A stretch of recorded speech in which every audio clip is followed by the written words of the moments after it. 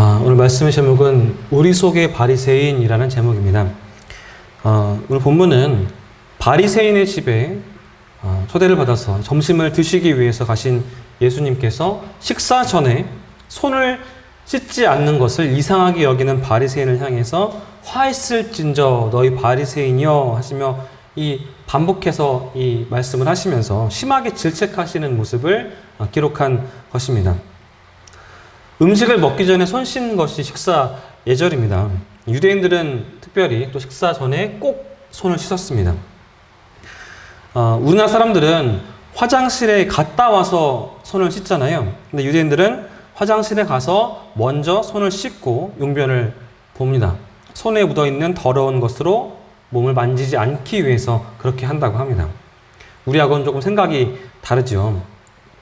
그런데 우리말 성경에 보면 예수님께서 손 씻지 않는 모습을 본 유대인들이 이상하게 여겼다라고 되어 있는데, 영어 성경에 보면 놀라고 쇼크를 받았다, 그렇게 되어 있어요. 아무튼 그 당시에 식사 전에 손을 씻지 않으신 예수님의 행동은 굉장히 좀 놀랍고 당시 상식에서는 벗어난 그런 행동이었습니다. 마치 두 사람이 만났을 때에 한 사람이 악수를 거절한 것과 같은 그런 놀라운 행동이었어요.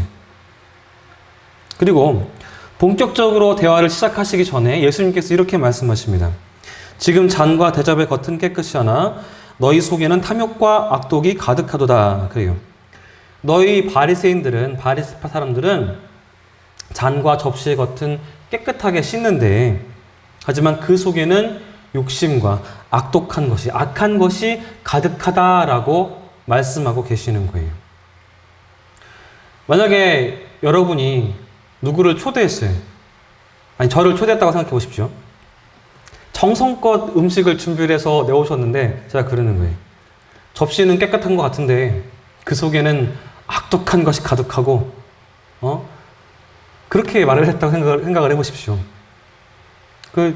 여러분들이 제가 음식 먹게 놔두시겠어요? 당장 이제 뭐라고 하시겠죠. 아무튼 이 바리새인들의 입장에서 보면 그러한 행동은 굉장히 무례한 행동이었습니다. 유대인들의 정결의식 중에서 음식물을 먹기 전에 불결함을 제거하는 그런 의식이었어요. 손을 씻는 행동은 그런 행동이었습니다. 그래서 아주 중요한 행동이었습니다. 예수님은 바리새인들이 겉은 그렇게 깨끗하게 하지만 내면에는, 그 안에는 탐심과 악독함이 가득하다라는 뜻으로 말씀을 하신 거예요. 율법을 철저하게 지킨다라는 그런 자부심, 그 자부심으로 사는 유대인들이잖아요. 그들이 우월감을 느낄 만한 체계는 만들었지만 다른 사람들에 대해서 따뜻함으로 대하지는 않았습니다. 바리새인들은 자기들이 세운 규정을 지키는 데에는 1등이었습니다. 그리고 그 규정을 지키지 않는 사람들을 비판하는 것에도 1등이었습니다. 다른 사람들을 돕기 위해서는 손가락 하나 까딱까딱하지 않았어요. 이런 모습은 오늘을 살아가고 있는 현대인들의 모습에도 분명히 보여주는 모습입니다. 이런 모습으로 살아가고 있는 그리스도인이 있다면 그 사람은 현대판 바리새인인 거예요. 가난한 사람들을 정죄하면서 그들을 돕기 위해서는 아무것도 하지 않아요. 무기력하게 주저앉은 사람들, 삶을 포기한 사람들, 실패해서 좌절한 사람들, 그들을 보면서 게으르다고 욕하면서 정죄하면서 그들을 도와주려는 노력은 정작 하지 않습니다. 낙태하는 이들을 정죄하지만, 죄를 지었다고 정죄하지만 버려진 아이들을 위해서 아무것도 하지 않아요. 그들을 돌보는 일에는 아무런 관심도 없습니다. 우리는 이러한 사람들을 현대판 율법주의에 빠진 바리새인이라고 부릅니다. 여러분들은 어떻게 생각하고 또 어떻게 생활하고 계십니까? 저는 예수님이 참 대단한 분이라고 생각을 해요. 그러니까 저 같으면 아무리 언짢은 일이 있어도, 아무리 화나는 일이 있어도 저를 초대해 주신 분의 집에 가서 그렇게 그 앞에 대놓고 말을 하지는 못할 것 같아요. 그렇게 심하게 책망하지는 못할 것 같습니다. 만약에 그렇게 말을 했다가는 뒷일을 제가 책임질 수가 없잖아요. 그죠? 그리고, 제가 방문했던 그 성도님의 집에서도 또 주변에서도 저 사람은 목회자 자격이 없는 사람이야 라고 말을 할 게 뻔하기 때문에 그렇습니다. 하지만 주님께서는 그들의 위선에 대해서, 그들의 교만에 대해서, 그들의 부패함에 대해서 조금의 양보 없이 꾸짖으시는 거예요. 너희들 잘못됐다. 사실 가장 순결하고 아름다운 백합화가 썩으면 정말 말로 할 수 없는 그 어떤 꽃보다 심한 냄새가 난다고 합니다. 그런 것처럼 가장 깨끗하고 아름다워야 하는 종교가 부패하고 타락한다면 그 사악함이 다른 어떤 것보다 더 심한 거예요. 그래서 이 시간에는 나 자신을 본 것처럼, 그리고 주님께서 나를 향한 꾸짖음이라고 생각하는 마음으로 겸손하게 마음을 생각해 보고자 합니다. 예수님은 바리새인들을 향해서 너희 겉은 깨끗하지만 너희 속은 탐욕과 악독함이 가득하다라고 책망하셨습니다. 그러면서 사람의 밖을 만드신 하나님께서 사람의 속도 만드셨다라고 이야기를 하세요. 다른 말로 하면 하나님이 우리의 속을 보고 계시고 외적인 모습보다 내면의 태도가, 내면의 모습이 더 중요하다고 말씀하시는 거예요. 그런데 우리는 흔히 남의 눈만 의식을 하고 하나님을 의식하지 못할 때가 너무나 많습니다. 이스라엘 종교는 제사 중심의 종교입니다. 안식일에 제사 드리고 절기에도 제사 드리고 날마다 제사를 드렸습니다. 그만큼 그 제사 의식이 중요했어요. 그리고 바리새인들은 박하와 운양 그리고 모든 채소의 11조까지 드릴 정도로 율법의 정한 규례를 엄격하게 지키면서 살았던 그런 사람들입니다. 하지만 어떤 종교든지 이렇게 외적인 거, 겉으로 드러나는 거, 형식적인 일을 중시하다 보면 본질에 소홀할 수밖에 없습니다. 결국 그러한 형식주의가 종교를 무너뜨리게 되는 거예요. 결국 바리새인들은 형식적인 제사에만 신경 쓰다 보니까 제사를 드리는 정신을 잃어버리게 된 것입니다. 그래서 예수님은 공의와 하나님께 대한 사랑을 버리는도다. 그리고 그러나 이것도 행하고 저것도 버리지 않아야 한다고 그렇게 말씀하고 계시는 거예요. 종교의 본질은 하나님과 이웃에 대한 공의와 사랑입니다. 종교는 내용과 형식이 조화로워질 때에 정상적인 기능을 발휘할 수 있는 거예요. 형식도 지켜야 할 것이고 본질도 버려서는 안 되는 것입니다. 분명히 기억하십시오. 다시 말해서 말씀과 내 생활이 분리가 되어서는 안 된다 그런 말이에요. 믿음이 있으면 그에 따른 행위가 따라와야죠. 사랑에 대해서 설교하고 섬김에 대해서 설교하고 헌신에 대해서 설교하고 그러면 아멘 아멘 그렇게 하지만 그에 따라오는 내 삶 속에서 사랑, 내 삶 속에서의 섬김 이런 것들이 나타나야 한다는 거예요. 듣는 것만 잘하는 게 아니라 그냥 은혜 받는 것만 잘하는 게 아니라 들었으면 받았으면 나가서 행해야 한다 이 말씀을 드리는 것입니다. 예수님은 바리새인들을 향해서 화 있을진저 너희 바리새인들이여 이렇게 반복하십니다. 너희가 회당의 높은 자리와 시장에서 문안받는 것을 기뻐하는도다 그렇게 책망을 하세요.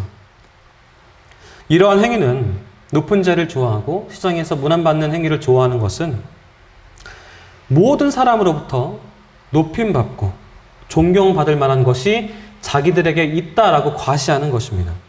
바리새인들이 언제나 습관적으로 그렇게 해왔던 거예요. 유대인들은 이방인들에 대해서 선민의식, 특권의식을 가지고 있었습니다.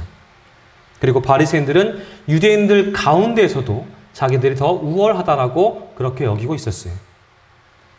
그래서 그러한 우월 의식에 합당한 대우를 받기를 원했습니다.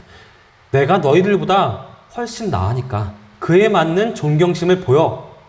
이렇게 마음속으로 가지고 있었던 거예요. 그리고 행동도 그렇게 했던 것이죠. 바리새인들의 이러한 행동이 교만함에서 나온 것이라고 예수님께서 책망하고 계시는 거예요. 기독교는 사람들 간에 계급을 만들어서는 안 됩니다. 차별을 만들어서는 안 됩니다. 도리어 높아질수록 섬기는 일에 열심을 내야 되는 거예요. 기독교인들에게 특권의식, 우월의식 이런 것들은 반드시 사라져야 하는 그런 모습인 것입니다. 오늘 본문에 너희는 평토장한 무덤 같아서 그 위를 밟는 사람이 알지 못하느니라 라고 되어 있습니다. 그러니까 평토장한 무덤이라는 것은 세월이 많이 흘러서 평평해진 무덤을 가리키는 그런 말입니다. 그러니까 보이지 않는 무덤이라는 것이죠. 위장된 부패를 의미하는 것입니다. 무덤 속은 부패에서 썩은 것이 가득하지만 겉은 아무렇지도 않은 것처럼 바리새인들 너희들의 모습이 그렇다라고 말씀하시는 거예요. 바리새인들의 종교적인 부패는 너무나 오랫동안 지속되었고 습관화되었기 때문에 바리새인들이나 다른 백성들이 그 위선과 부패함을 깨닫지 못하고 있었습니다. 만약에 오늘날의 교회나 목회자나 성도들이 썩어 있으면서도 너무 오랫동안 지속이 된다면 자기들이 썩은 걸 몰라요. 바뀔 수가 없습니다.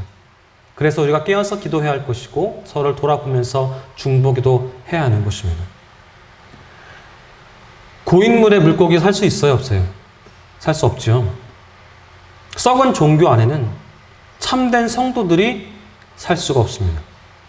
우리가 형식적인 신앙이 되지 않도록 그래서 노력해야 합니다. 그냥 일주일에 한 번 교회 나와서 말씀 듣고 돌아가서 똑같이 사는 것이 아니라 말씀 들었으면 은혜 받았으면 바뀌어야 한다 이 말씀입니다. 썩은 신앙이 되지 않도록 항상 깨어서 기도하시고 또 주변의 형제 자매님들을 위해서 중보기도 하시기 바랍니다. 바리새인과 같다라는 이 말은 이중인격자 같다라는 그런 말이에요.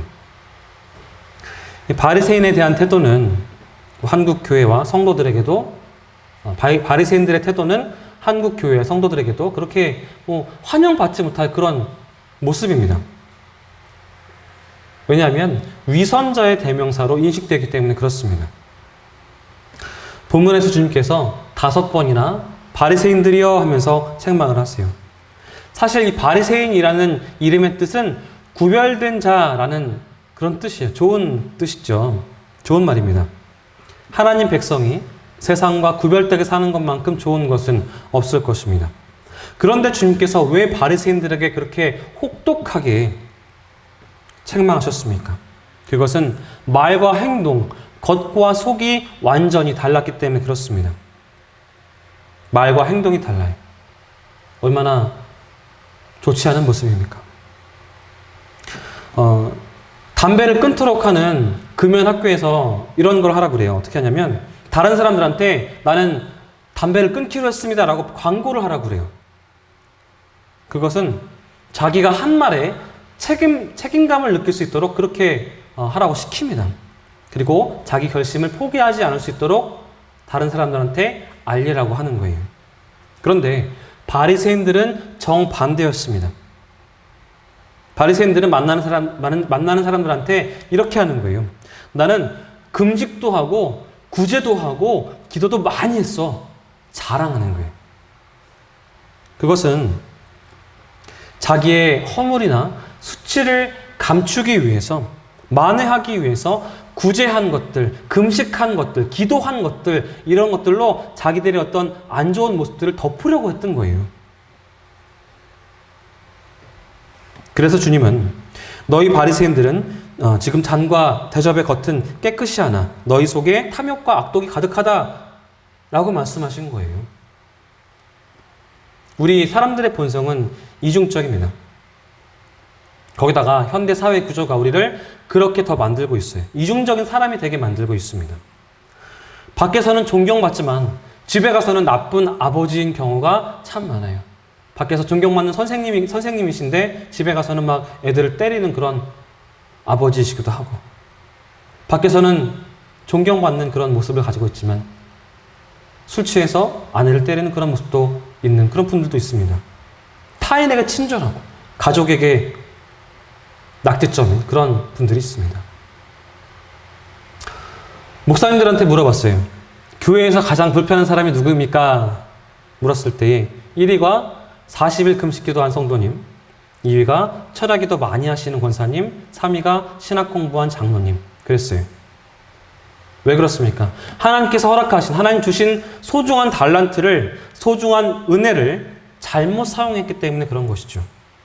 우리가 이중성을 극복하려면 다른 사람이 내게 있어서 과도한 기대를 갖지 않도록 하는 것이 필요합니다. 또 자기 허물과 연약함을 인정해야 돼요. 사람이 이중적으로 되는 그런 이유는 자기를 대단한 사람으로 착각하기 때문에 그렇습니다. 하지만 인간은 누구나 연약합니다. 그렇지 않아요. 성경은 인간은 다 죄인이라고 말했습니다. 바울은 자기를 죄인 중에 괴수라고 했어요. 우리가 하나님 자녀가 되는 것은 우리의 공로나 무엇을 해서 그런 것이 아니라는 것을 다 알고 계실 것입니다. 전적으로 하나님의 은혜입니다. 십자가 앞에서 나의 연약함, 추한 모습, 악한 모습, 이런 것들을 깨닫고 헛된 망상에서, 착각에서 벗어나야 하는 거예요. 나는 아무것도 아닙니다. 주님 앞에 저는 죄인입니다. 이것을 인정하고 받아들여야 되는 거예요. 주님은 말과 행동이 불일치 않은 바리새인들을 향해서 평토장한 무덤이라고 책망을 하십니다. 요즘에 공동묘지 가보면 굉장히 깨끗합니다. 아름다워요. 하지만 그 무덤 안으로 들어가 보면 썩은 것이 가득하죠. 만약에 우리가 말과 행동, 겉과 속이 다르다면 바로 이런 무덤과 같다는 그런 말씀이 오늘 본문인 것입니다. 나의 잘못을 거룩함으로 포장하려는 태도, 나 자신의 참모습과 다른 사람들이 알고 있는 그 간격을 좁히려다가 결국 이중적인 사람이 되어버리는 거예요. 바리새인들이 되어버린다, 이 말씀입니다. 우리가 그러한 바리새인들의 모습이 되지 않도록 늘 깨어서 기도해야만 할 것입니다. 또 바리새인들은 가르치는 것을 좋아했어요. 유대인들이 소중하게 여기는 세 가지가 있습니다. 회당과 탈무드, 그리고 랍비입니다. 회당은 뭐예요? 예배드리고 율법을 연구하는 곳이고요. 또 학교, 또 유대인들이 모이는 그런 중심지 역할을 하는 곳입니다. 탈무드는 뭡니까? 유대인들의 교과서지요. 거의 천년 정도의 그 유대 종교와 역사, 전통, 이런 것들이 기록된 책입니다. 한 20권 정도 되고 12,000페이지가 된다고 그래요. 무게만 75kg이래요. 어마어마하죠. 아무튼 이 탈무드는 신앙과 도덕, 경제, 역사, 이런 모든 지식이 총망라된 그런 지혜의 바다라고 불릴 만한 그런 책입니다. 모든 것이 탈무드에 담겨 있다라고 그렇게 가르친다고 합니다. 예를 들면 탈무드에는 사람을 평가하는 세 가지 기준이 있다고 합니다. 그 기준을 제시하는데 무엇인가 하면 돈을 어떻게 사용하는지를 보면 그 사람을 알 수 있다고 합니다. 두 번째, 무엇을 즐긴가를 보면 그 사람을 알 수 있고, 또 자신의 감정을 어떻게 잘 조정하느냐, 그것을 보고서 사람됨을 알 수 있다고 합니다. 그리고 랍비는 뭐예요? 선생님이란 뜻이죠. 율법과 탈무드를 가르치고 또 공동체 대표이자 어른이었습니다.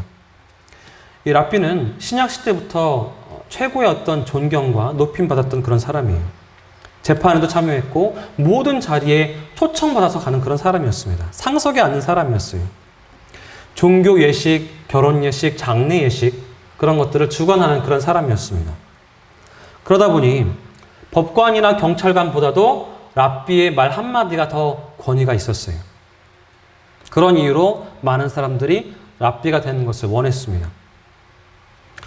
한국식으로 하면 사법고시에 돼서 이제 판사, 검사 되는 그런 사람 정도가 되겠죠.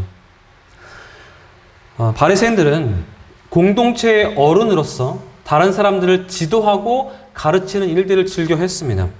하지만 정작 자신은 가르치지 않았어요. 남을 가르치면서 자기는 행하지 않았습니다. 자기 삶을 바로잡지 않았어요. 이중적인 태도.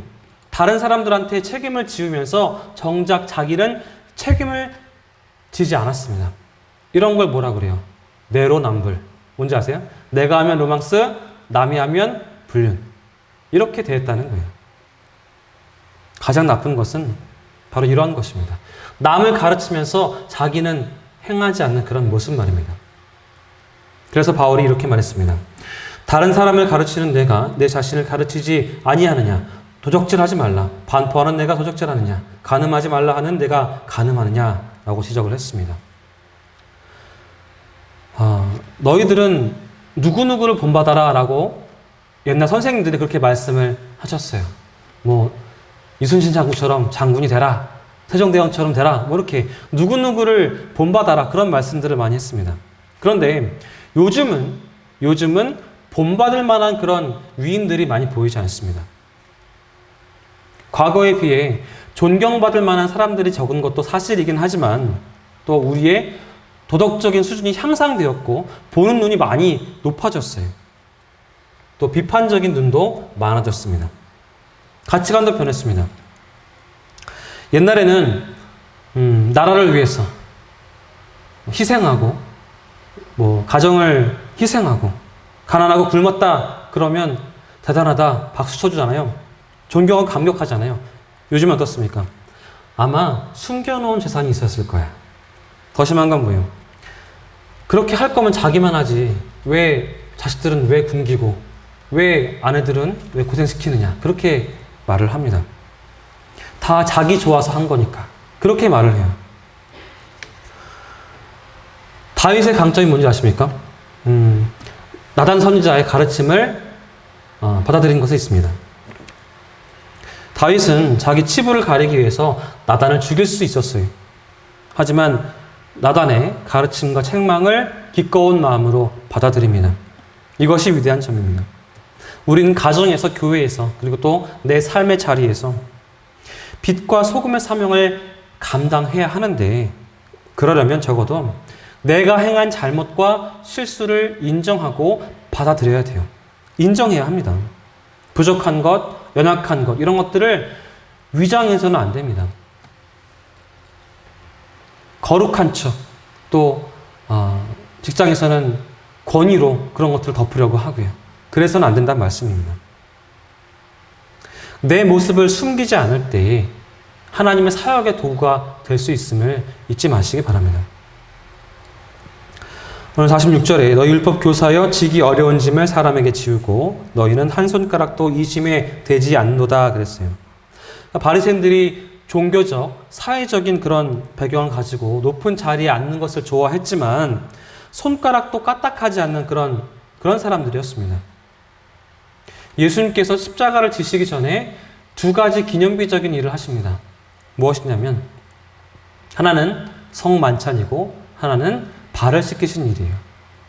성만찬을 통해서 십자가의 희생의 본을 보여주셨고 제자들의 발을 씻기심으로써 섬김의 본, 겸손과 섬김의 본을 우리에게 보여주셨습니다.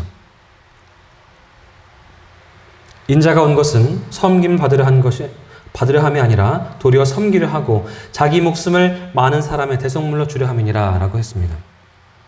우리가 희생하지 않고는 다른 사람의 짐을 지지 않고는 결코 섬길 수가 없습니다.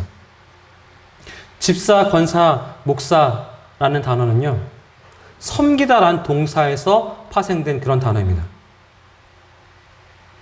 직분을 맡았으면 섬겨야죠. 교회의 직분은 그런 것입니다. 우리가 산에 올라가서 야호 하면 뭐가 돌아옵니까? 메아리가 돼서 야호 하고 다시 돌아오죠. 마찬가지로 내가 한 비판이, 내가 한 정죄가 나에게 그대로 돌아와요. 그래서 주님은 먼저 내 눈 속에 있는 들보를 빼라고 말씀하셨습니다. 교회 안에서 그런 일들이 비일비재합니다. 어느 집사님, 어느 권사님 왜 이렇게 예배 안 나와? 왜 이렇게 기도 안 나와? 이렇게 말만 들고 욕하는 것이 아니라 그를 위해서 기도하는 것이 공동체의 모습이에요. 그가 왜 안 나오는지 알아보고 그를 위해서 전화하고 찾아가서 물어보기도 하고 어려운 일 있으면 도와주고 이런 게 사랑의 공동체의 모습이라고요. 정죄하는 게 아니라. 우리에게 아직까지 남아있는 바리새인 같은 모습은 없는지요. 나의 부족함을 살펴서 아직까지 남아있는 바리새인적인 요소들을 극복하는 여러분들 되시기를 주님의 이름으로 축복합니다. 기도하겠습니다. 은혜의 하나님 아버지, 이 가을의 한 주간을 주님의 은혜 가운데 살게 하시고 오늘 예배의 자리에 나올 수 있도록 인도하신 그 은혜에 감사드립니다. 심은 대로 거둔다 하는 진리를 알면서도 우리는 적게 심고 많이 거두기만을 원했습니다. 말씀을 가까이 하고 순종하면서 살기보다는 세상적인 생각과 판단으로 살았습니다.